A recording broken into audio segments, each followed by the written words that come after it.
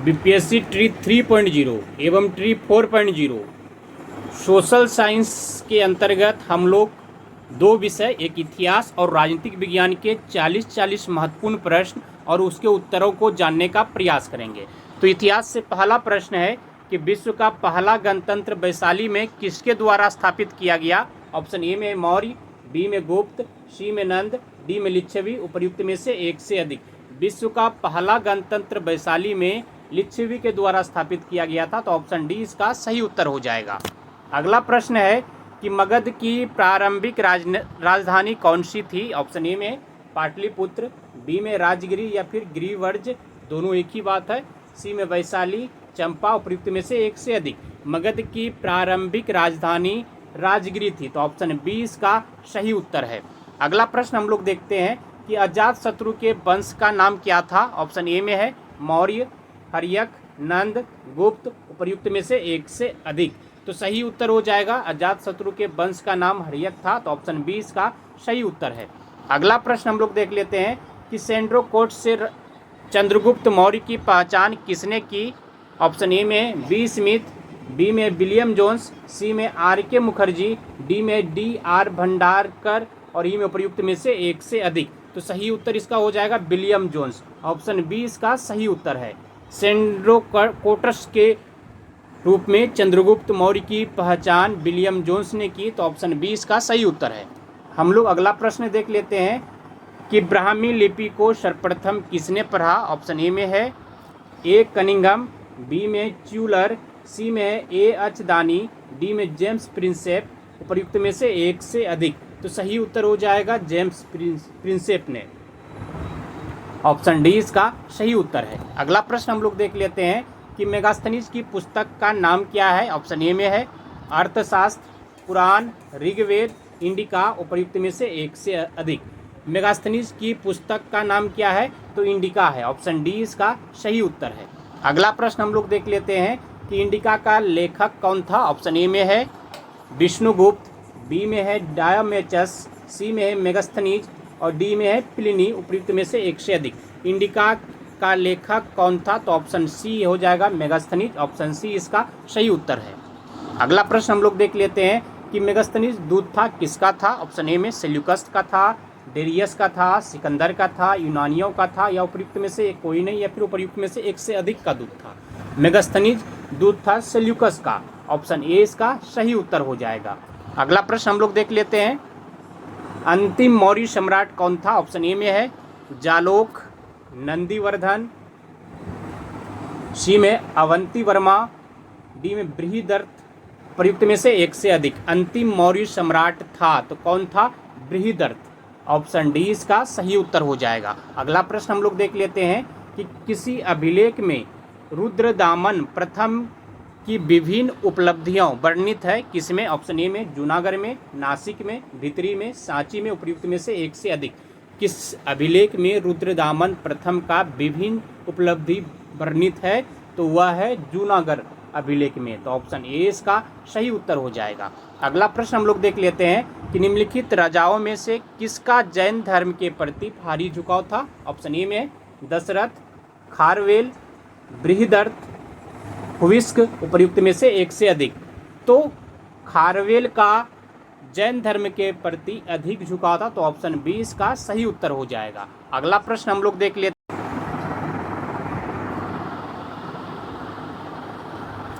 चीनी यात्री सुंग यून ने भारत की यात्रा की थी।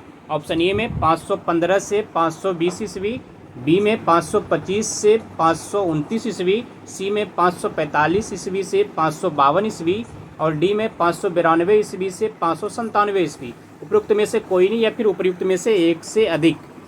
चीनी यात्री सुंग यून ने भारत की यात्रा कब की? तो 515 ईस्वी से 520 ईस्वी के बीच में, तो ऑप्शन ए इसका सही उत्तर हो जाएगा। अगला प्रश्न हम लोग देख लेते हैं कि हर्षवर्धन के शासनकाल में किस चीनी यात्री ने भारत की यात्रा की थी? ऑप्शन ए में फाइयान, हुएनसांग, तारानाथ, इत्सिंग, उपर्युक्त में से एक से अधिक। तो इसका सही उत्तर हो जाएगा हुएनसांग ने। हर्षवर्धन के शासनकाल में हुएनसांग ने भारत की यात्रा की थी, तो ऑप्शन 20 का सही उत्तर है। अगला प्रश्न हम लोग देख लेते हैं कि कलहन की पुस्तक का नाम क्या है। ऑप्शन ए में है अर्थशास्त्र, इंडिका, पुराण, राजतरंगिणी, उपर्युक्त में से एक से अधिक।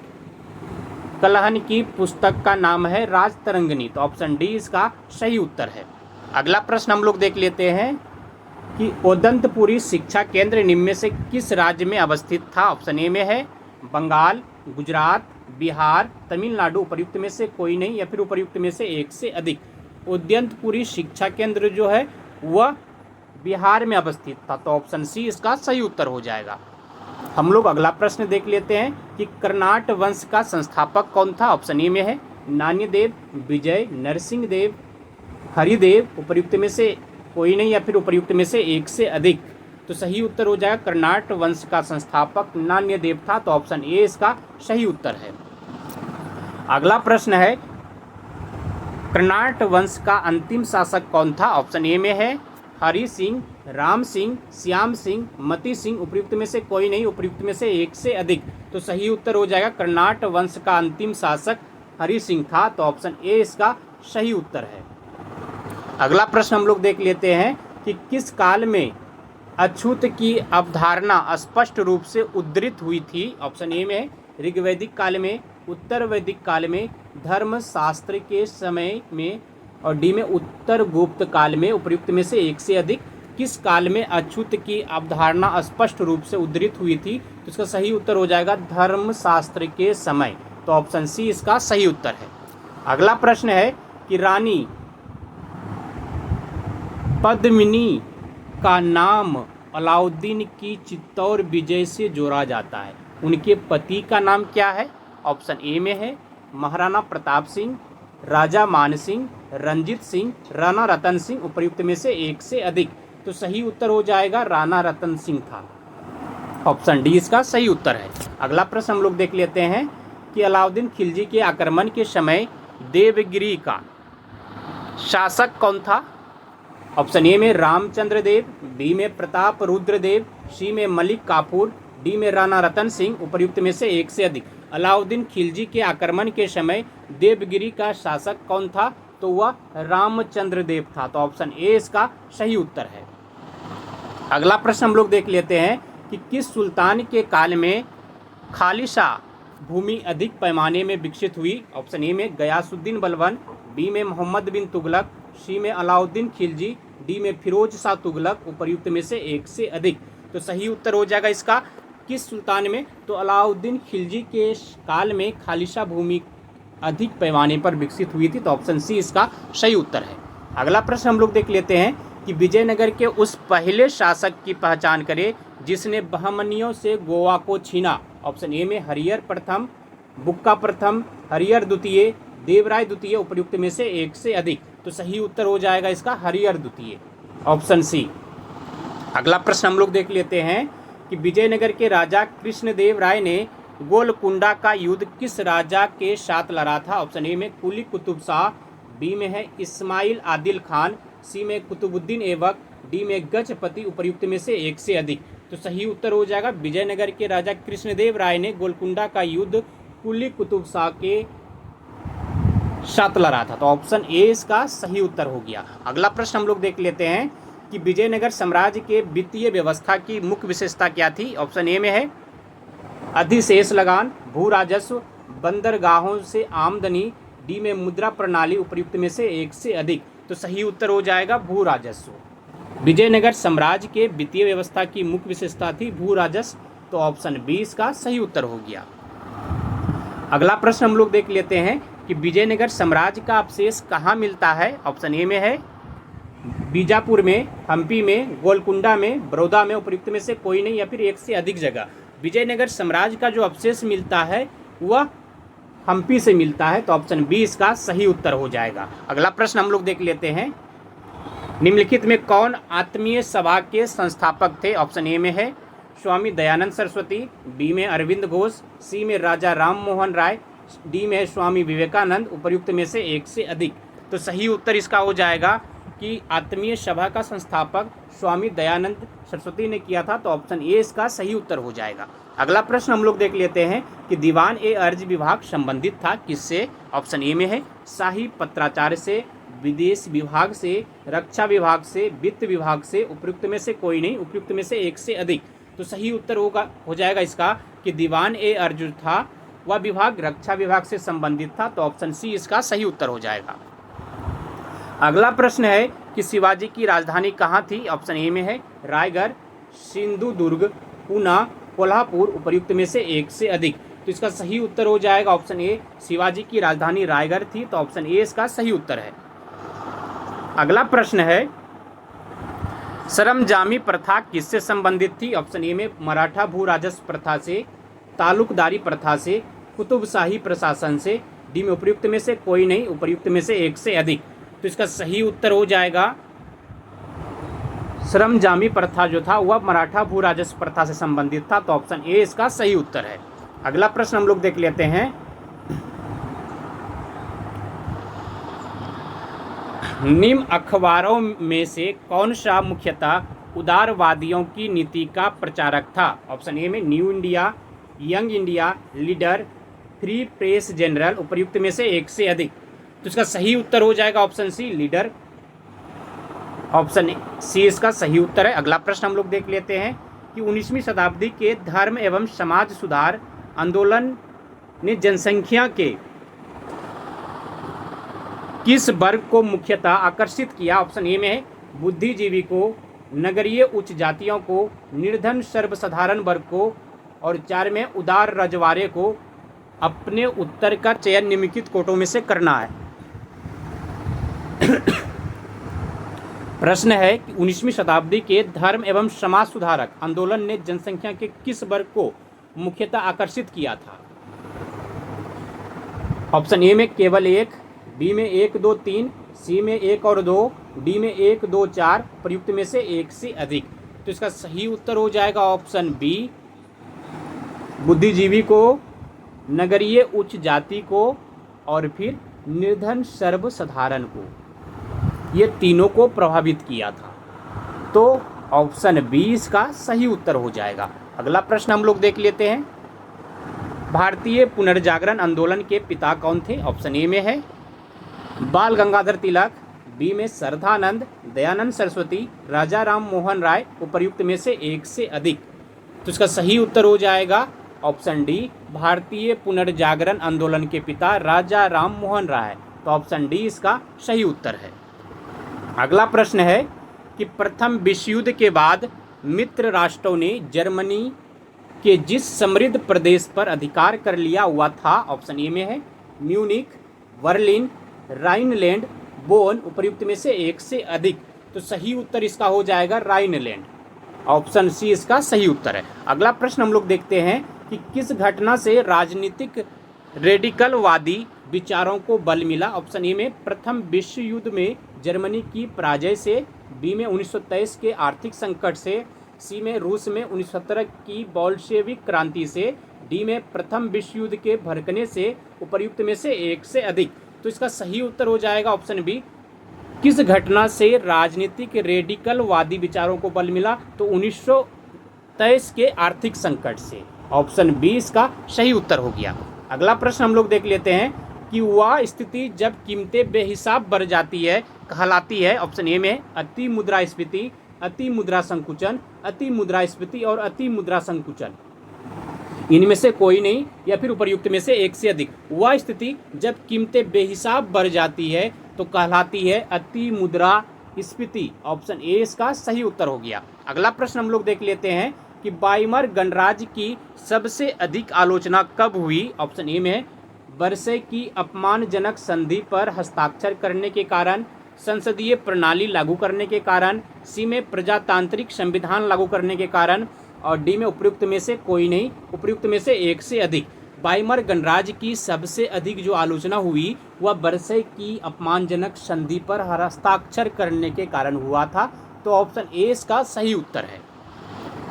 अगला प्रश्न है कि जर्मनी में स्पार्टकिस्ट लीग के मुख्य मांग क्या थी? ऑप्शन ए में राजशाही की पुनर्स्थापना करना, बी में हिटलर को तानाशाह बनाना, सी में जर्मनी में सोवियत ढंग की सरकार बनाना, डी में जर्मनी को ऑस्ट्रिया से अलग करना, और ई में प्रयुक्त में से एक से अधिक। तो इसका सही उत्तर हो जाएगा ऑप्शन सी, जर्मनी में सोवियत ढंग की सरकार बनाना। ऑप्शन सी इसका सही उत्तर है। अगला प्रश्न हम लोग देख लेते हैं कि किसी समुदाय को दूसरे समुदाय से अलग रखना क्या कहलाता है। ऑप्शन ए में घेटो, शिविर, सलाम्पगिरी, उपयुक्त इनमें से कोई नहीं, उपयुक्त में से एक से अधिक। तो क्या कहलाता है? घेटो। ऑप्शन ए इसका सही उत्तर है। अगला प्रश्न हम लोग देख लेते हैं, प्रथम विश्व युद्ध की क्षतिपूर्ति के रूप में जर्मनी पर कितना हर्जाना डाला गया? ऑप्शन ए में है 3 अरब डॉलर, 4 अरब डॉलर, 5 अरब डॉलर, 6 अरब डॉलर, उपयुक्त में से एक से अधिक। तो कितना? तो 6 अरब डॉलर। तो ऑप्शन डी इसका सही उत्तर है। अगला प्रश्न हम लोग देख लेते हैं कि फ्री कोर क्या था? ऑप्शन ए में है मुक्त दासों का एक समूह, पुराने सैनिकों का एक संगठन, सी में कर अदायगी से छूट पाए किसानों का समूह, और डी में मुक्त युद्धबंदियों का एक समूह, प्रयुक्त में से एक से अधिक। तो सही उत्तर हो जाएगा पुराने सैनिकों का एक संगठन था। ऑप्शन बी इसका सही उत्तर है। अगला प्रश्न हम लोग देख लेते हैं कि राजनीतिक विज्ञान से है। पहला प्रश्न कि संघीय मंत्री परिषद के मंत्री उत्तरदायी होते हैं। ऑप्शन ए में है प्रधानमंत्री के प्रति, संसद के प्रति, राष्ट्रपति के प्रति, केवल लोकसभा के प्रति, उपयुक्त में से एक से अधिक। तो सही उत्तर इसका हो जाएगा संघीय मंत्री परिषद के जो मंत्री उत्तरदायी होते हैं वह किसके प्रति होते हैं?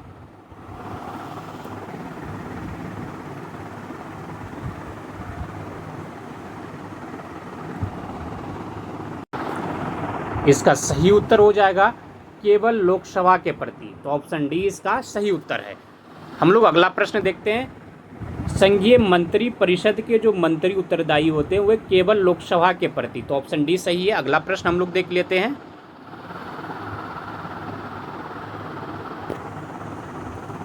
मंत्री परिषद उत्तरदायी होती है। ऑप्शन ए में है राष्ट्रपति के प्रति, प्रधानमंत्री के प्रति, अध्यक्ष यानी स्पीकर के प्रति, संसद के प्रति, उपयुक्त में से कोई नहीं। तो सही उत्तर हो जाएगा मंत्री परिषद जो उत्तरदायी होता है वह प्रधानमंत्री के प्रति होता है।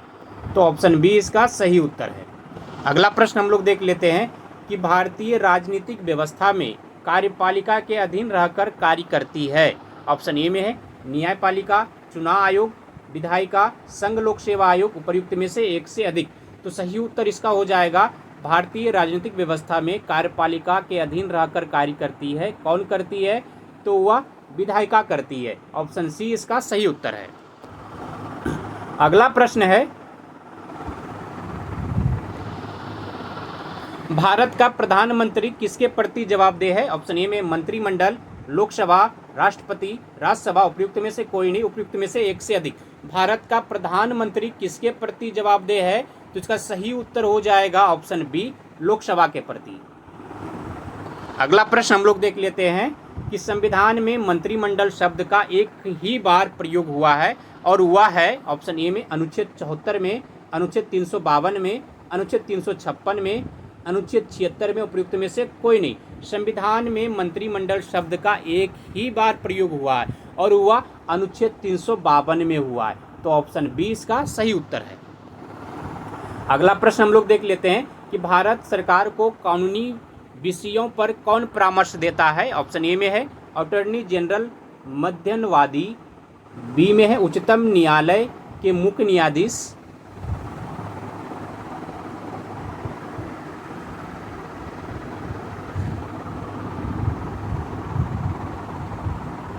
इस जगह अटॉर्नी जनरल हो जाएगा, या फिर महान्यायवादी। सी में है विधि आयोग के अध्यक्ष, डी में इनमें से कोई नहीं, उपयुक्त में से एक से अधिक। भारत सरकार को कानूनी विषय पर कौन परामर्श देता है? तो वह परामर्श देता है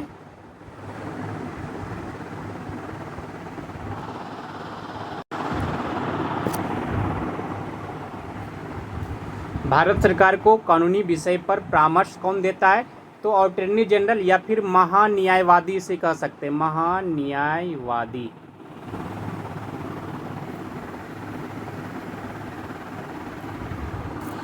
तो ऑप्शन ए इसका सही उत्तर है। हम लोग अगला प्रश्न देख लेते हैं कि भारत का महान्यायवादी किसके द्वारा नियुक्त किया जाता है? ऑप्शन ए में है विधि मंत्री, लोकसभा का अध्यक्ष, भारत के राष्ट्रपति, प्रधानमंत्री, उपयुक्त में से एक से अधिक, या फिर इनमें से कोई नहीं।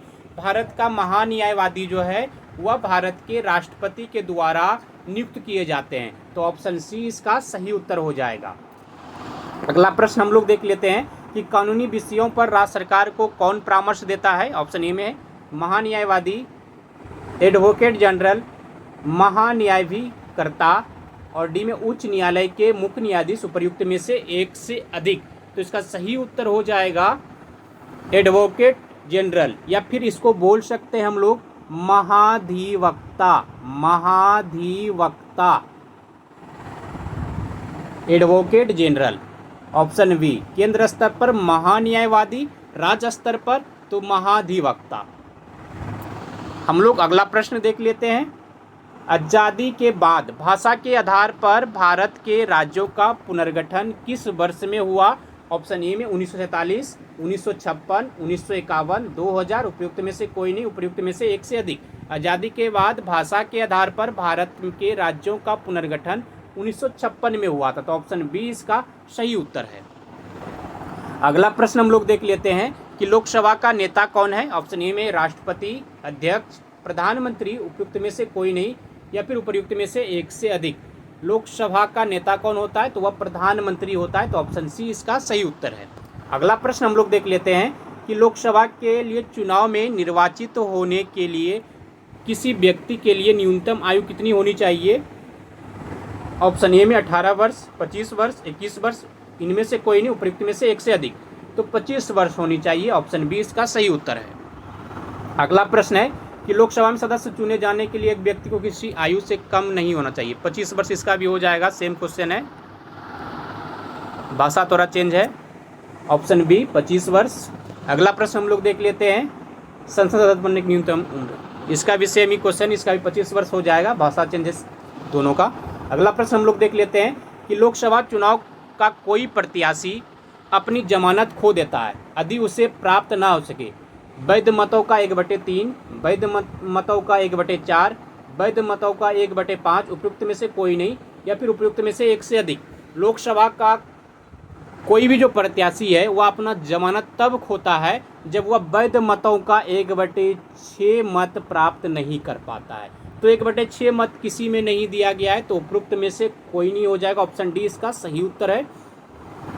अगला प्रश्न हम लोग देख लेते हैं कि वर्तमान लोकसभा में प्रत्येक राज्य के लिए स्थानों का आवंटन आधारित है कौन सी जनगणना के द्वारा। 1951 की जनगणना, 1961 की जनगणना, 1971 की जनगणना, 1981 की जनगणना, या उपयुक्त में से एक से अधिक। वर्तमान लोकसभा में प्रत्येक राज्य के लिए जो स्थानों का आवंटन आधारित है वह 1971 के जनगणना पर आधारित है। तो ऑप्शन सी इसका सही उत्तर है। अगला प्रश्न हम लोग देख लेते हैं कि लोकसभा में आंग्ल भारतीय समुदाय के सदस्य मनोनीत करने की शक्ति किसके पास है।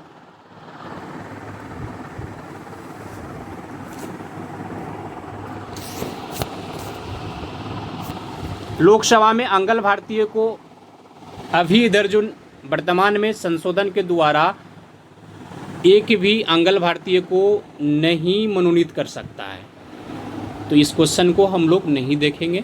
अगले प्रश्न को हम लोग देख लेते हैं। भारतीय संविधान के किस अनुच्छेद के अंतर्गत लोकसभा में अनुसूचित जातियों के आरक्षण का प्रावधान किया गया है। ऑप्शन ए में अनुच्छेद 330, अनुच्छेद 332, अनुच्छेद 331, अनुच्छेद 333। उपयुक्त में से कोई नहीं, या फिर उपयुक्त में से एक से अधिक। भारतीय संविधान के किस अनुच्छेद के अंतर्गत लोकसभा में अनुसूचित जातियों के आरक्षण का प्रावधान किया गया है। तो ऑप्शन ए इसका सही हो जाएगा, अनुच्छेद 330 के तहत। ऑप्शन ए इसका सही उत्तर है। अगला प्रश्न है कि लोकसभा को कार्यकाल पूरा होने के पहले भंग किया जा सकता है। ऑप्शन ए में राष्ट्रपति द्वारा स्वविवेकी से, बी में प्रधानमंत्री द्वारा स्वविवेक से, सी में लोकसभा अध्यक्ष द्वारा स्वविवेक से, डी में प्रधानमंत्री की सिफारिश पर राष्ट्रपति द्वारा। उपर्युक्त में से एक से अधिक। तो इसका सही उत्तर हो जाएगा, लोकसभा को कार्यकाल पूरा होने के पहले भंग किया जा सकता है प्रधानमंत्री की सिफारिश पर राष्ट्रपति द्वारा। तो ऑप्शन डी इसका सही उत्तर हो जाएगा।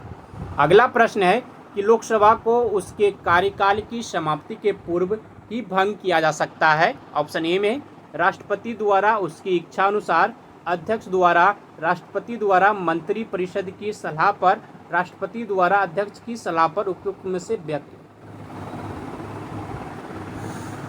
में से एक से अधिक। तो कौन सा हो जाएगा इसका, राष्ट्रपति द्वारा मंत्री परिषद की सलाह पर। तो ऑप्शन सी इसका सही उत्तर है। अगला प्रश्न हम लोग देख लेते हैं, लोकसभा के कम से कम कितने सत्र बुलाए जाते हैं एक वर्ष में?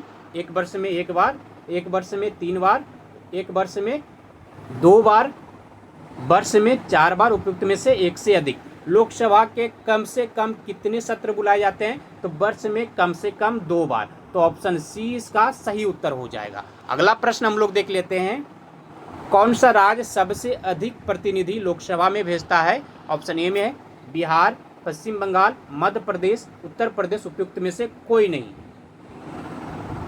तो वह उत्तर प्रदेश भेजता है। कितना? तो 80। अगला प्रश्न हम लोग देख लेते हैं, भारतीय राजनीतिक व्यवस्था में इनमें से कौन सर्वोच्च है? ऑप्शन ए में है सर्वोच्च न्यायालय, संसद, संविधान, धर्म, उपयुक्त में से एक से अधिक। तो क्या सही हो जाएगा इसका? संविधान सर्वोच्च है। ऑप्शन सी इसका सही उत्तर है। अगला प्रश्न हम लोग देख लेते हैं, दिल्ली है, ऑप्शन ए में है एक राज्य, एक केंद्र शासित प्रदेश, एक स्वायत्त शासित परिषद, इनमें से कोई नहीं, उपयुक्त में से एक से अधिक। तो इसका सही उत्तर हो जाएगा ऑप्शन बी, एक केंद्र शासित प्रदेश है दिल्ली, ऑप्शन बी। अगला प्रश्न हम लोग देख लेते हैं कि सिक्किम भारत का एक राज्य बनाया गया था। ऑप्शन ए में है 30वें संशोधन के अंतर्गत, 32वें संशोधन के अंतर्गत, 35वें संशोधन के अंतर्गत, 42वें संशोधन के अंतर्गत, उपयुक्त में से एक से अधिक। तो इसका सही उत्तर हो जाएगा ऑप्शन सी, 35वें संशोधन के अंतर्गत सिक्किम जो है भारत का एक राज्य बनाया गया। तो ऑप्शन सी इसका सही उत्तर है। अगला प्रश्न हम लोग देख लेते हैं कि बिहार को काटकर एक पृथक वांचल राज्य बनाया गया। ऑप्शन ए में राज्य विधानसभा में कानून पारित करके, राज्यपाल द्वारा अध्यादेश को पारित करके, संवैधानिक औपचारिकता को समाप्त करके, इनमें से कोई नहीं, उपयुक्त में से एक से अधिक। तो सही इसका हो जाएगा ऑप्शन डी, इनमें से कोई नहीं।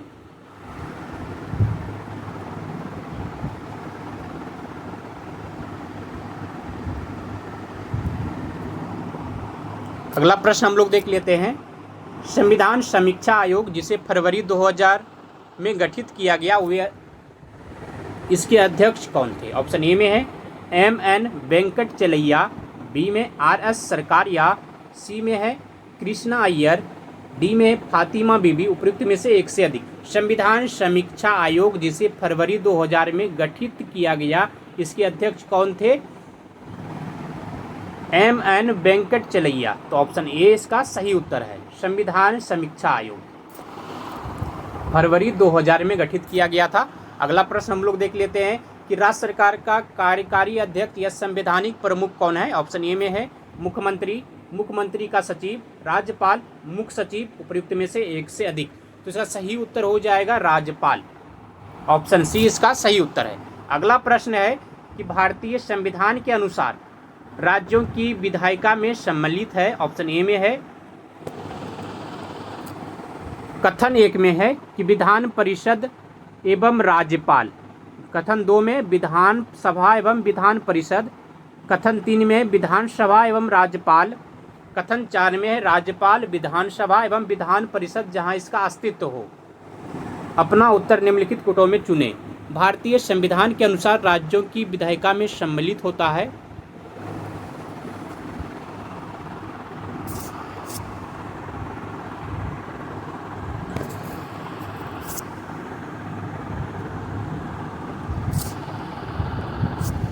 ऑप्शन ए में केवल 3, केवल 2 और 3, सी में 3 और 4, डी में 4 है, उपयुक्त में से एक से अधिक। भारतीय संविधान के अनुसार राज्यों की विधायिका में सम्मिलित कौन होता है? तो राज्यपाल, विधानसभा और विधान परिषद। विधान परिषद जहां इसका अस्तित्व है जिस राज्य में। तो ऑप्शन डी इसका सही उत्तर हो जाएगा। अगला प्रश्न हम लोग देख लेते हैं, भारत में राज्य विधान पालिका का उच्च सदन कौन सा है? ऑप्शन ए में विधान पालिका परिषद, बी में है राज्यपाल का कार्यकाल, सी में है विधान पालिका समिति और डी में इनमें से कोई नहीं, उपयुक्त में से एक से अधिक। तो इसका सही उत्तर हो जाएगा ऑप्शन ए विधान पालिका परिषद। भारत में राज्य विधान पालिका का उच्च सदन जो है वह विधान पालिका परिषद है।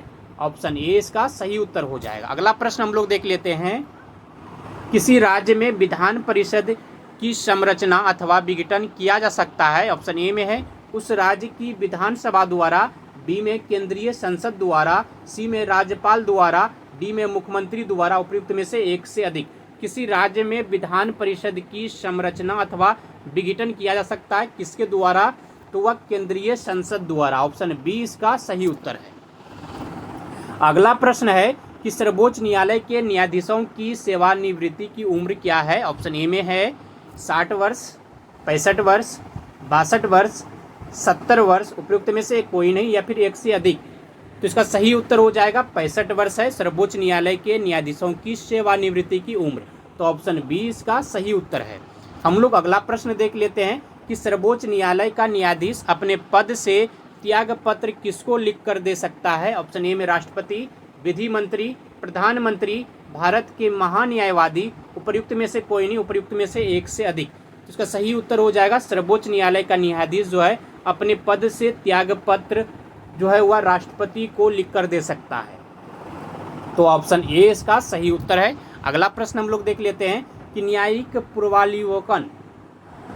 पुनर्विलोकन का अर्थ यह है कि सर्वोच्च न्यायालय, ऑप्शन ए में, को सभी प्रकरणों पर अंतिम अधिकार प्राप्त होता है, बी में राष्ट्रपति के विरुद्ध दोषारोपण कर सकता है, सी में उच्च न्यायालय द्वारा निर्णीत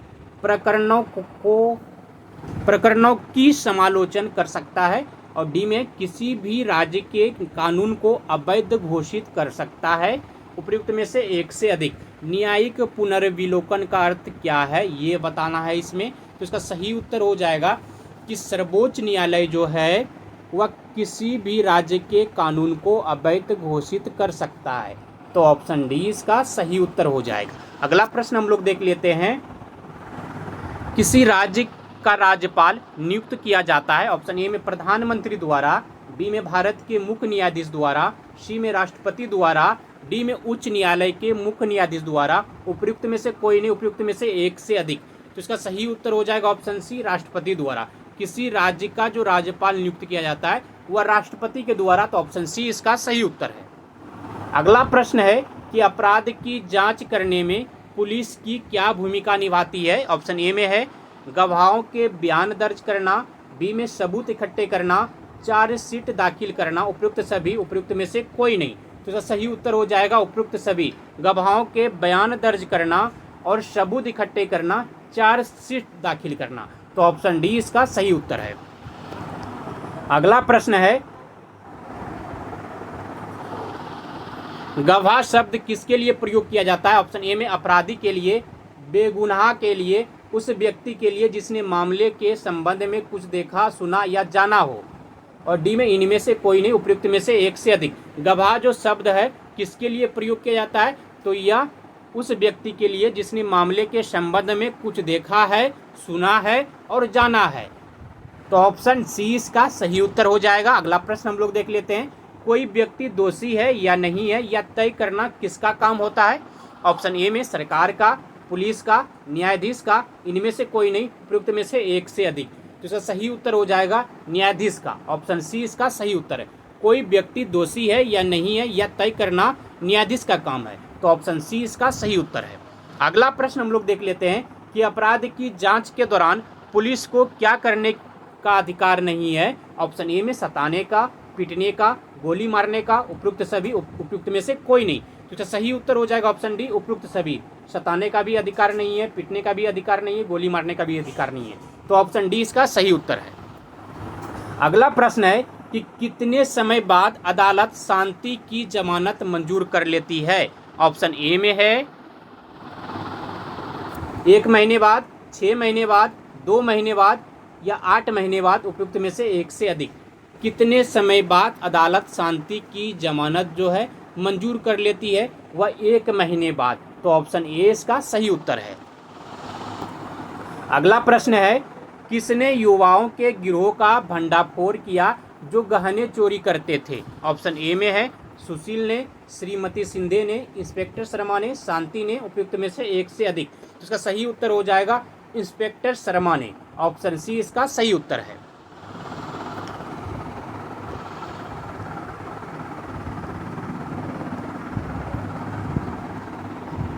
धन्यवाद आप सभी को। जय हिंद। मिलते हैं अगले दिन फिर। सोशल साइंस के 40 राजनीतिक विज्ञान से प्रश्न महत्वपूर्ण और फिर 40 इतिहास से महत्वपूर्ण प्रश्न के साथ। वीडियो अच्छा लगे तो लाइक कर दीजिएगा, दोस्तों में से शेयर कर दीजिएगा।